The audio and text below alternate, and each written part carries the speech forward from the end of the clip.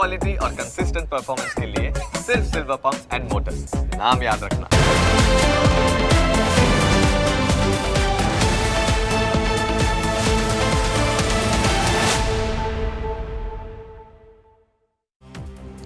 તમને સ્પર્શતા તમામ સમાચારોની છે અમને ફિકરને, એટલે જ હું આપના માટે લઈને આવ્યો છું પ્રાઇમ 9 વિથ જીગર। પ્રાઇમ 9માં આજે વાત શિક્ષકોની અને ગુજરાતના શિક્ષણની।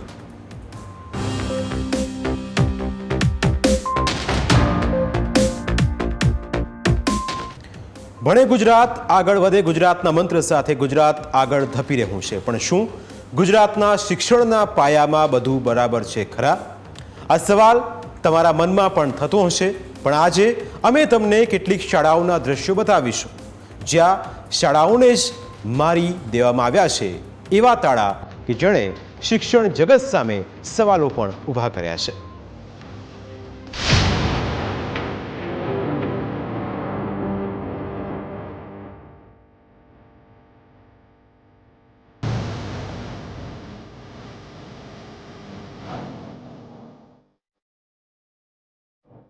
આ દ્રશ્યો છે સુઈગામના ડાભી ગામની પ્રાથમિક શાળાના, જ્યાં 3 દિવસ સુધી શાળામાં ખંભાતી તાળા જોવા મળ્યા।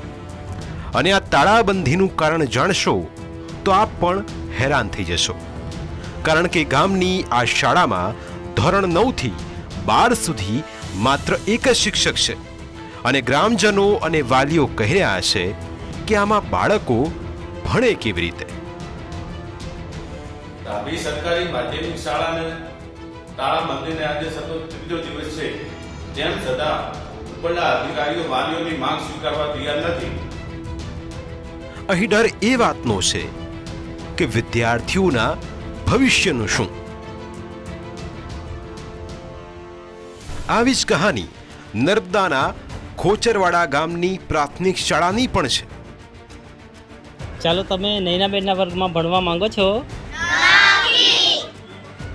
નથી તો કેમ?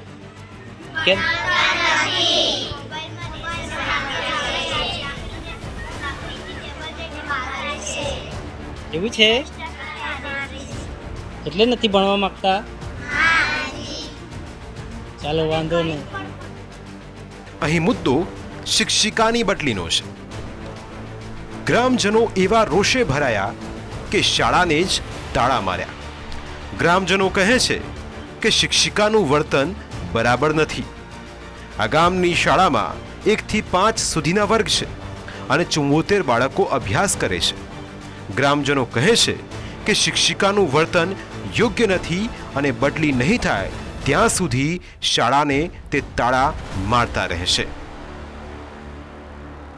અમારા ગામનો આ પ્રશ્ન લગભગ 5મી સપ્ટેમ્બરથી ઊભો થયો છે, ત્યારથી અમે પ્રશાસનને રજૂઆત કરી છે, તેમ છતાં કોઈ જ નિરાકરણ આવતું નથી। જે નૈનાબેન ખોચરપાડા પ્રાથમિક શાળામાં ફરજ બજાવે છે, એમનું જે બિહેવિયર છે તે અમારા ગામને ખરાબ લાગ્યું। અમારા બાળકોના શિક્ષણ પર અસર પડી।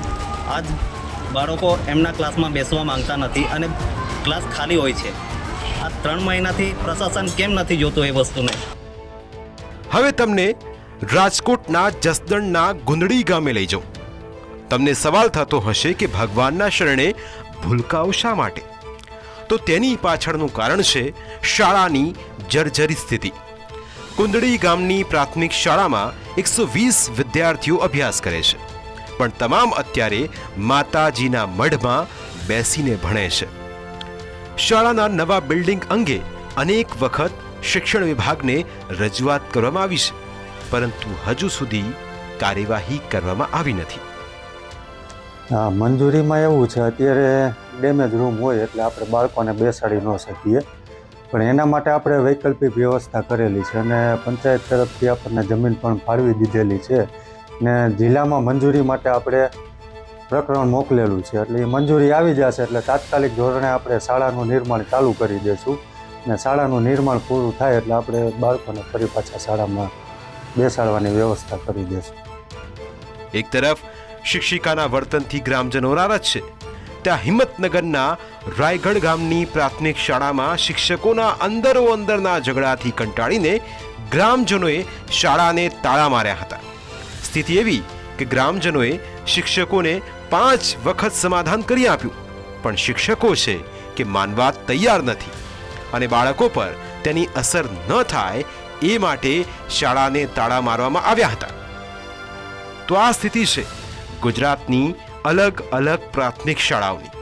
આ બધાની વચ્ચે શિક્ષકોના પોન્જી સ્કીમમાં રોકાણનો મુદ્દો પણ ચર્ચામાં રહ્યો. રાજ્યના શિક્ષણ રાજ્યમંત્રી પણ ખુદ કબૂલી ચૂક્યા છે કે સિસ્ટમમાં ક્યાંક ઉણપ રહી ગઈ છે. આપણે સ્વીકારવું પડશે.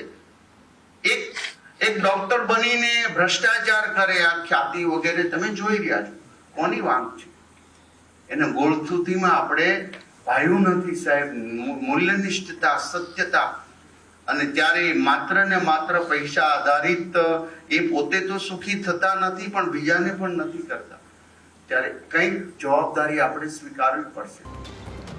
આપણી સાથે ચર્ચામાં સુઈગામના ડાભી ગામના સરપંચ દાનસંગભાઈ રાવલ જોડાયા છે. દાનસંગભાઈ, આપનું સ્વાગત છે. સૌથી પહેલો સવાલ કે ડાભી ગામની જે પ્રાથમિક શાળા છે અને માધ્યમિક શાળા છે ત્યાં છેલ્લા કેટલા સમયથી એ શિક્ષક નથી? આપે કેટલી વાર રજૂઆત કરી? આપના ધારાસભ્યને રજૂઆત કરી હતી? મને વિસ્તારથી સમજાવો, કારણ કે પ્રશ્ન શિક્ષણનો છે. કેટલી વખત રજૂઆત કરી? શું અત્યાર સુધી એનું કોઈ સમાધાન આવ્યું છે ખરું? સાહેબ, આપનું પણ સ્વાગત છે મને મીડિયા સમક્ષ રજૂ કર્યો બદલ. હવે અમારી માધ્યમિક શાળા તેમજ ઉત્તર માધ્યમિક શાળા 9 થી 12ના ક્લાસ ચાલુ છે અને ઘણા સમયથી આ સમસ્યા છે, જેમાં મેઇન વિષયો જેવા કે ગણિત, વિજ્ઞાન, સમાજશાસ્ત્ર, હિન્દી, ભૂગોળ અને કોમ્પ્યુટર લેબ પણ છે, એનો એક પણ શિક્ષક નથી. જ્યારે શિક્ષક એક રેગ્યુલર શિક્ષક છે એ આચાર્ય તરીકે બેસે છે, એટલે આચાર્ય તો બીજું કોઈ અત્યારના આ તંત્રની કામગીરી બીજું કોઈ કામ કરી નાખે, એમના દફતરી કામકાજમાં જે હોય છે. અને વધારામાં એ જગ્યા ઉપર આ ચોકિયા, પટાવાળાની, ક્લાર્કની અને આચાર્યની આ પણ જગ્યાઓ ખાલી છે.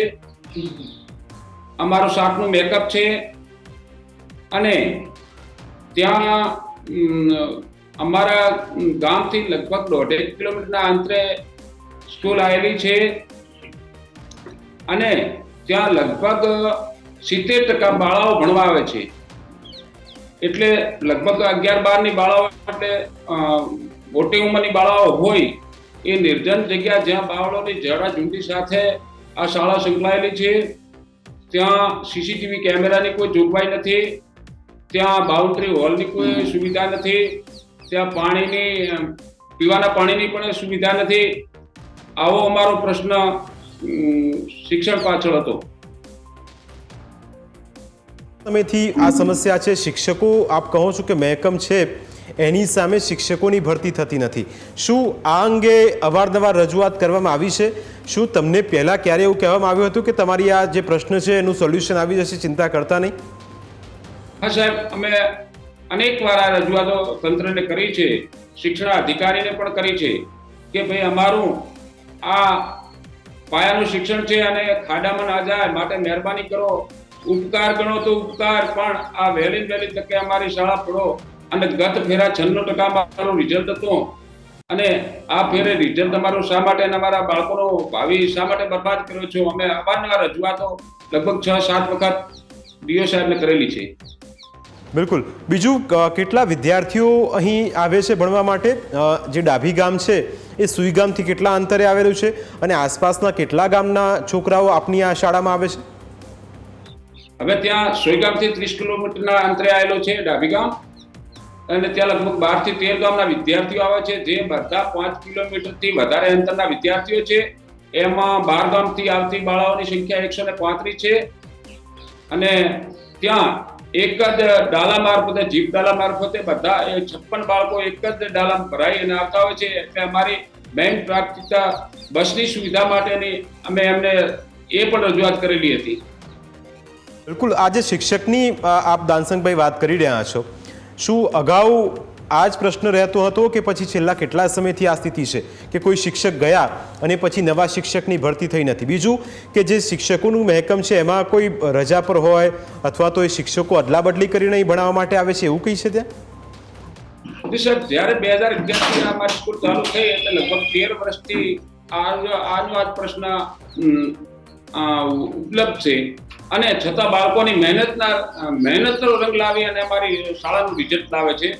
બીજો મેટલ આ કાયમીની લગભગ 13 વર્ષથી આ સતત અમારી માંગો કોઈ આજ દિવસ સુધી સ્વીકારી જ નથી અને બાળકોનું ભણતર અંધકારમય બન્યું છે. બિલકુલ. દાનસંગભાઈ, સરકારને આપની શું રજૂઆત, શું કહેવા માંગશો સરકારને? બીજું કે સ્થાનિક ધારાસભ્ય આ મુદ્દે કોઈ એમાં કોઈ એ દખલગીરી કરે છે? એમની સાથે આપની કોઈ વાતચીત થઈ? હા, એટલે અમારે હાલે ધારાસભ્ય શ્રેષ્ઠ ચૂંટણા છે એ બદલ હું એમનો પણ એવું હતું કે અમારો કાર્યક્રમ 3 દિવસથી હતો એટલે અમે ધારાસભ્યશ્રીને સૌથી ઠાકોરને રજૂઆત કરી શક્યા નથી, કારણ કે એમને ગઈકાલે એમની શપથવિધિ હતી એટલે થોડા આ માહિતીથી થોડા સૌથી ઠાકોર અજાણ છે એટલે અમે એમને કોઈ પણ કાંઈ કહી શકાય એમ નથી. અને હા, ગઈકાલે એમને મને લગાતાર ફોન ઉપર ચાલુ રહ્યા અને અમે સોલ્વ કરશું પ્રશ્નો એ મને લગભગ 6-7 વખત પોતે ફોન ઉપર મને જાણ કરેલી છે. બિલકુલ દાનસંગભાઈ, આપ અમારી સાથે ચર્ચામાં જોડે આપનો ખૂબ ખૂબ આભાર. તો આ દાનસંગભાઈ હતા જે ડાભી ગામના સરપંચ છે અને એમની સાથે વાતચીત કરી તો ખ્યાલ આવ્યો કે સ્થિતિ 13 વર્ષથી આવી છે.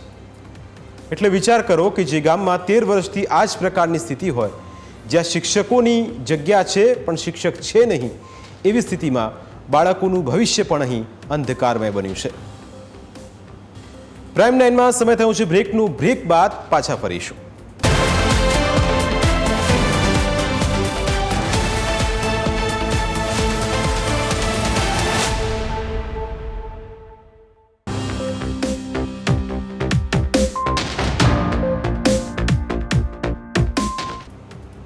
આપણી સાથે આ ચર્ચામાં પૂર્વ ડીપીઓ KR પોટા સાહેબ જોડાયા છે. પોટા સાહેબ, આપનું સ્વાગત છે. સૌથી પહેલો સવાલ કે રાજ્યની કેટલીક વિસ્તારોની શિક્ષકની ઘટ, શાળાઓને તાળા અને ક્યાંક શિક્ષકોના વર્તન સામે સવાલ ઊભા થઈ રહ્યા છે. હમણાં થોડા દિવસ પહેલાં જ શિક્ષણ રાજ્યમંત્રી પ્રફુલભાઈ પાનસેરીએ એક શબ્દ કહ્યો હતો કે સિસ્ટમમાં ક્યાંક ખામી છે.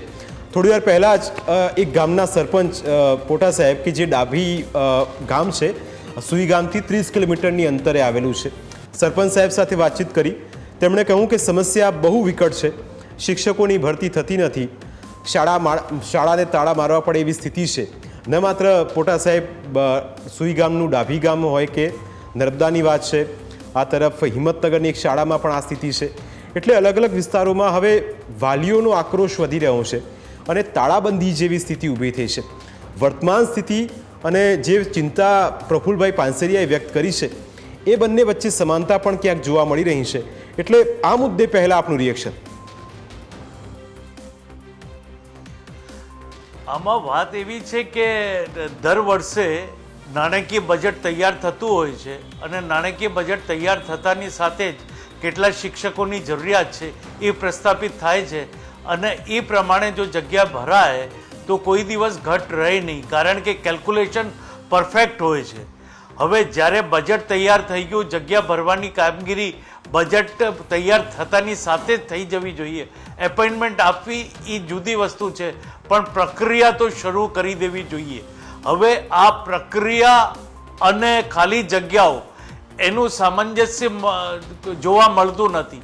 અને બીજું કે સરકાર જ્યાં સુધી નિશ્ચિત ન કરી લે કે વર્ગખંડથી બહાર કેટલા શિક્ષકો છે, ત્યાં સુધી આ લોકોને કોઈ દિવસ તાગ નહીં મળશે કે કેટલા શિક્ષકો વર્ગખંડમાં નથી જતા અથવા કેટલા શિક્ષકોની જરૂરિયાત છે. અને હવે જ્યારે બજેટ દર વર્ષે બનતું હોય અને 13 વર્ષ સુધી એક જ શિક્ષક ત્યાં ઉપસ્થિત હોય તો એ દયનીય વાત છે. અને તંત્રમાં સ્ટ્રેટ વે કોઈની જે સુપરવિઝન એન્ડ હોય ત્યાં કોઈને કોઈ મોટી ખામી છે. અથવા એક વસ્તુ બહુ પ્લેન છે કે જે દૂરગામી અને દૂરવર્તી વિસ્તારો છે ત્યાં જગ્યાઓ ઉપલબ્ધ હોય છે, પણ શિક્ષકો એપોઇન્ટમેન્ટ લઈ લે છે, કદાચ ન પણ જતા હોય અથવા એપોઇન્ટમેન્ટ લેતા જ નથી.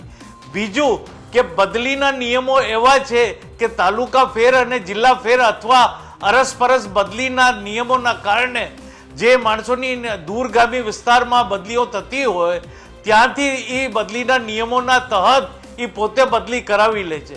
એટલે એ જગ્યા તો દૂરગામી જગ્યાઓ જે છે એ ખાલી ને ખાલી જ રહે છે. એટલે સરકારે એક બહુ આયામી અને દૂરગામી જે દ્રષ્ટિકોણ હોય છે એને દૂરવર્તી દ્રષ્ટિબિંદુ લઈને અને આ આયોજન કરવાની જરૂરિયાત છે. કારણ કે વર્ષોથી જો અમે આમ જ કહેતા રહીએ અને આમ જ પ્રોબ્લેમ ઊભી રહે એનો અર્થ કે તંત્રે સ્વીકારવાનું રહે કે ખામી છે અને આ ખામી અમે દૂર કરી શકતા નથી. બિલકુલ સર, એક બીજો પ્રશ્ન કે એક ગામમાં જ્યાં શાળા જર્જરિત છે, હવે જર્જરિત શાળાનો પ્રશ્ન પણ છેલ્લા કેટલાય સમયથી ચર્ચામાં રહ્યો છે. હવે સ્થિતિ એ ગામમાં એવી છે કે બાળકોને મંદિરમાં ભણવાની ફરજ પડી છે અને 120 જેટલા વિદ્યાર્થીઓ છે. એટલે જર્જરિત શાળાઓનો એક પ્રશ્ન છે. દર વખતે ચર્ચા એવી થતી હોય કે શાળાઓ બધી નીટ એન્ડ ક્લીન છે અને શાળાઓ બધી યોગ્ય છે. તો શું લાગે છે આપને આ મુદ્દે? આમાં એવું છે કે જ્યારે ભૂકંપ આવ્યું હતું અને એના જે વર્ષો હતા ત્યારે અદ્યતન સુવિધાઓ વેલ ઓર્ગેનાઇઝડ વેમાં પૂરી પાડવામાં આવેલ, પરંતુ હમણાં ભારત સરકાર તરફથી સિવિલ ક્ષેત્રમાં પ્રોજેક્ટમાં ગ્રાન્ટ ઓછી મળવાના કારણે કોપઅપ નથી થઈ શકતું. એટલે કહેવાનો મતલબ એ છે કે જે બજેટ તૈયાર થતું હોય એમાં ડીપીઓ જાતે બજેટ તૈયાર કરે, ડીપીઓ પોતે ડિસાઈડ કરે. કારણ કે સરકારશ્રીના ઠરાવ 18/2/2012માં 17 નંબરનું જે શાળા સ્કૂલ ડેવલપમેન્ટ પ્લાનની જોગવાઈ છે એમાં શાળાએ નિર્ધારિત કરવાનું, એસએમસી એની પ્રપોઝલ તૈયાર કરે, એ તાલુકામાં જાય, તાલુકાથી જિલ્લામાં જાય, જિલ્લામાં ડીડીઓ અને ડીપીઓ મળીને અને રાજ્ય સરકારમાં મોકલતી હોય. રાજ્ય સરકારમાં અમુક લોકો પોતાના અસ્તિત્વને સ્થાપિત કરવા આખી બજેટ ફોર્મેટને બદલી દે છે. એટલે આ બજેટ ફોર્મેટ જે જિલ્લાથી આવેલી હોય એ જ રહે અને એ જ પ્રમાણે રિક્વાયરમેન્ટને ભારત સરકારમાં એસ્ટાબ્લિશ કરે તો ભારત સરકાર જરૂરિયાતને ધ્યાને લઈને અને જ્યાં મોટા ભાગે જર્જરિત મકાનો છે જ્યાં બેસવાની સુવિધા ન હોય તો ભારત સરકાર એવું નથી કે એ ગ્રાન્ટ ના આપે, પણ આપણે એસ્ટાબ્લિશ કરવું જોઈએ કે ગુજરાતમાં આ જિલ્લાઓમાં આ પ્રકારની નીડ છે. જ્યાં સુધી બજેટમાં નીડ એસ્ટાબ્લિશ ન થાય ત્યાં સુધી અનુદાન મળવાની જે પરિસ્થિતિ હોય એ એટલી સહેલી નથી હોતી. અને કોક શાળાઓની જર્જરિત હાલત જે હોય છે એ જર્જરિત હાલત mid of the academic year આવતી હોય તો એમાં પણ બજેટમાં જોગવાઈ થઈ શકતી નથી. એટલે આખી જે બાબત છે એ 1 વર્ષ ખેંચાઈ જાય અને જે કન્સ્ટ્રક્શનમાં ટાઈમ લાગે એટલે 1 થી 2 કે 2.5 વર્ષનું સમયગાળું એમાં વયું જતું હોય છે. બિલકુલ સર, બીજો એક પ્રશ્ન, હિંમતનગર પાસે એક રાયગઢ કરીને પ્રાથમિક શાળા હતી, ત્યાં શિક્ષકોના વર્તનનો મુદ્દો એક સામે આવ્યો. સ્થિતિ એવી ઊભી થઈ કે શિક્ષિકાના ગેરવર્તણૂકના કારણે ગ્રામજનો રોષે ભરાયા. એટલે એક પ્રશ્ન એ પણ થાય કે જે ગુરુને આપણે જ્ઞાન માટે માનતા હોઈએ, જે ગુરુનો આદર કરતા હોઈએ, એ ગુરુ જ્યારે આ પ્રકારના વિવાદોમાં સપડાય ત્યારે આપણે લાગે છે કે શિક્ષકોના વર્તનનો મુદ્દો, શિક્ષકો, કારણ કે આપ તો છેલ્લા કેટલાય વર્ષો આ ડીપીઓ તરીકે ફરજ બજાવી ચૂક્યા છો, શું આવા પ્રશ્નો પણ આપની પાસે આવતા હતા? ના, વર્તનનું તો આવતું જ હોય છે, પરંતુ એમાં પ્રોબ્લેમ એ છે કે અમે શિક્ષકોને કેટલા હદ સુધી પ્રોટેક્ટ કરીએ. હવે વર્ગખંડમાં ન જવાની બાબતની હું વાત 2014થી કરું છું, તેમ છતાં વર્ગખંડમાં ન જવાવાળાઓની સંખ્યા જે છે એ પર્સન્ટેજમાં ક્વાઇટ હાઈ જાણી શકાય છે. હવે આપણે શિક્ષકોને કઈ રીતે પોષીએ છીએ એના ઉપર એ લોકોનું વર્તનનો આધાર રહે છે. કારણ કે એ લોકોને જણાય છે કે અમને તો પીઠ મળી રહેશે, અમે ગમે તે વર્તન કરીએ. અને બીજું એક વસ્તુ છે કે શિક્ષણ ક્ષેત્રને કોઈ દિવસ આર્થિક અને સામાજિક પહેલું ઉપર આપણે જોયેલો નથી. કોઠારી કમિશનમાં શિક્ષણને ધ્યાને લઈને આર્થિક અને સામાજિક સર્વેની વાત કરવામાં આવેલ છે. હવે આર્થિક રીતે કોઈ શિક્ષકને નોકરીની જરૂરિયાત ન હોય, પરંતુ ભૌતિક સુખની પ્રાપ્તિ અથવા બીજા કોઈ કારણોસર ઈ નોકરી કરતા હોય, તો એ કેસમાં જે સિન્સિયરિટી છે, સાયકોલોજીકલી એ ગંભીરતા ઓછી દેખાય છે. એના કારણે આખા શિક્ષક જગતને કલંકિત કે દૂષિત થવું પડે છે. પોટા સાહેબ, હવે પ્રશ્ન એક એ આવીએ કે જે પ્રફુલભાઈ પાનસેરિયા છે તેમણે એક સરસ વાત કરી હતી કે સિસ્ટમની અંદર ક્યાંક એવી ઉણપ રહી ગઈ છે, જેના કારણે તમે જુઓ કે છેલ્લા કેટલા સમયમાં એક સાબરકાંઠામાં એક કૌભાંડ સામે આવ્યું છે 6,000 કરોડનું પોન્જી સ્કીમનું, અને એની અંદર કેટલાક શિક્ષકોએ પણ રોકાણ કર્યું છે, નિવૃત્ત શિક્ષકો પણ હતા, કોઈ પ્રિન્સિપાલ હતા. એટલે એમણે એવું કહેવું હતું કે સિસ્ટમમાં કંઈક ઉણપ રહી ગઈ છે. આપને શું લાગે છે આ બધા પ્રશ્નો અને શિક્ષકોનો વ્યક્તિગત નિર્ણય કદાચ હોઈ શકે પોટા સાહેબ કે તેમણે રોકાણ કર્યું પૈસા હશે તો, પણ શિક્ષણની અંદર કોઈ સિસ્ટમમાં આપને શું લાગે છે ક્યાંક ઉણપ રહી ગઈ એવું લાગે છે આપને? ના, ડેફિનેટલી ઉણપ જે છે એ મોનિટરિંગ અને સુપરવિઝનની છે. હવે સર્વ શિક્ષા અભિયાન 2002માં આવ્યા પછી વિવિધ કેડરો ક્રિએટ થઈ છે. એમાં CRC, BRC, EI અને OIC, ડિફરન્ટ OIC તાલુકા લેવલ સુધી. હવે જે સુપરવાઇઝિંગ કેપેસિટી છે એના HR વધી ગયા છે. જ્યારે આ સર્વે સત્તાઓ DPO પાસે હોય છે ને, અને DPOએ મોનિટરિંગ અને સુપરવિઝન વધારવું જોઈએ, અને આ લોકોના જે સુપરવિઝન અથવા મોનિટરિંગ હોય છે એને ઘટાડવું જોઈએ. કારણ કે જ્યાં સુધી કોમ્પિટન્ટ વ્યક્તિ ન હોય ત્યાં સુધી સુપરવિઝન કે ઇન્સ્પેક્શન કરે તો એ હિપોક્રેટિક વધારે લાગશે અને રિયલિસ્ટિક વર્લ્ડનું ઓછું લાગશે. એટલે DPOએ અને DOએ જાતે નિરીક્ષણ કરવું જોઈએ. કોઈ ઇન્ક્વાયરી આવે તો જાતે કરવી જોઈએ. કારણ કે તમે TPO અને BRC, CRC ઉપર ઇન્ક્વાયરીનું કરી દો એ ન ચાલે. તો એટલે મોનિટરિંગ વધારવી જોઈએ. બિલકુલ પોટા સાહેબ, આપની તમામ વાત એ ઉદ્દેશ સાથેની હતી કે ચેન્જીસ લાવવાની ક્યાંક જરૂર છે. આપ અમારી સાથે આ ચર્ચામાં જોડાયા, આપનો ખૂબ ખૂબ આભાર. તમારી વિશેષ રજૂઆતમાં અત્યારે બસ આટલું જ. ફરી વળીશું આપને સ્પર્શતા મુદ્દા સાથે. ત્યાં સુધી રજા આપશો. નમસ્કાર.